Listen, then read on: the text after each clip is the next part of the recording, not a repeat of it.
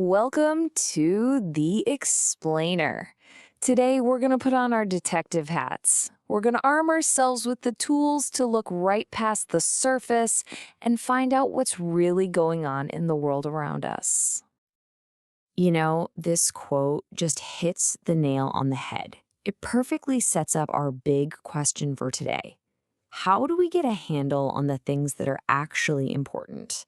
Is it always about the numbers, or is there, more to the story? I mean, think about it like this. You wouldn't try to measure how happy someone is with a tape measure, would you? Of course not. And you wouldn't try to find the exact height of a skyscraper by just talking to it. It's all about picking the right tool for the question you're asking. And that right there is where our investigation really kicks off. All right, so let's crack open that detective's toolbox. Inside, we're going to find our main tools of the trade, or if you want to get technical, what scientists call research methods. These are the gadgets we'll be using to solve our cases. Okay, so we're going to start with the two big ones, the two main lenses we use to look at just about everything. One of them gives us the cold, hard facts and figures, and the other, well, that one gives us the rich, deep story behind all those numbers. First up, we've got quantitative research. The easiest way to think about this? It's your ruler. Simple as that. It's all about data you can count, stuff you can measure, and things you can pop into a graph.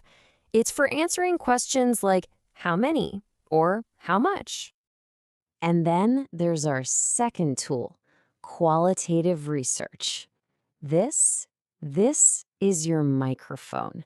It's not about counting, it's about listening. It's designed to capture people's experiences, their stories, their motivations. This is how we get to the all-important why behind the numbers. Okay, putting them side by side like this makes it super clear, right? The ruler, your quantitative tool, is asking how many or how much. The data is all numbers. And a good rule of thumb is if you can't put it in a graph, it's probably not quantitative. On the other side, you've got the microphone. It's all about the why and what's it like. The data here is words, stories. You're digging for themes, not statistics. One tells you what is happening, the other tells you how it feels. But here's the thing. What if you need both? I mean, a number is great, a story is great, but when you put them together, well, that's where the magic really happens.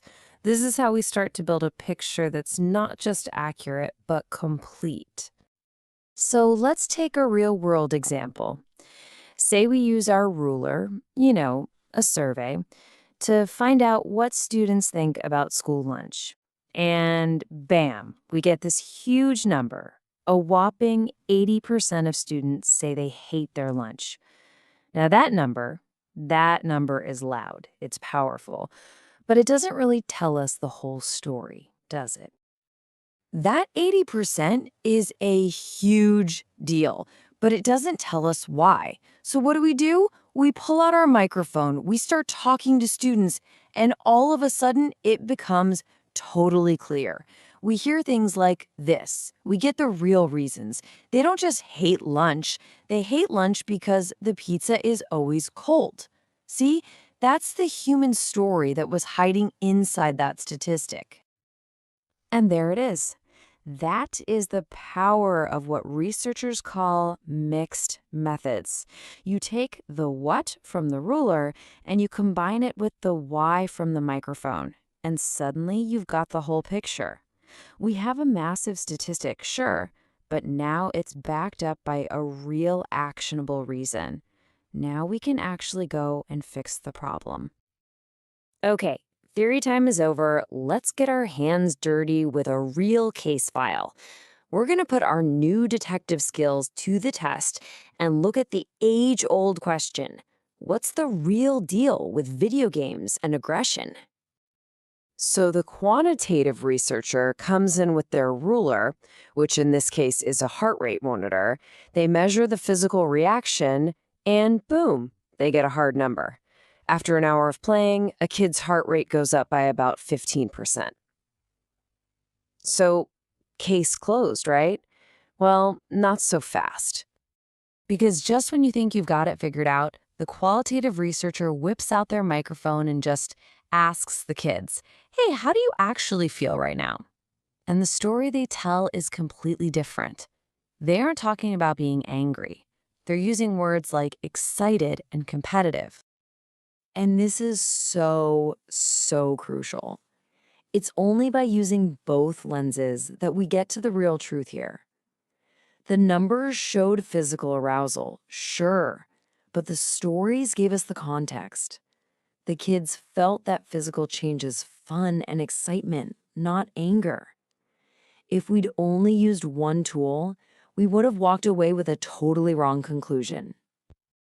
All right, you've seen the tools. You've seen how the ruler and the microphone work, both on their own and together. You've seen them in action on a real case. So guess what? It's your turn. You're the detective now. So take a look at these little mysteries. For each one, just take a second and think about it. What tool would you reach for first? The ruler for the numbers? The microphone for the stories?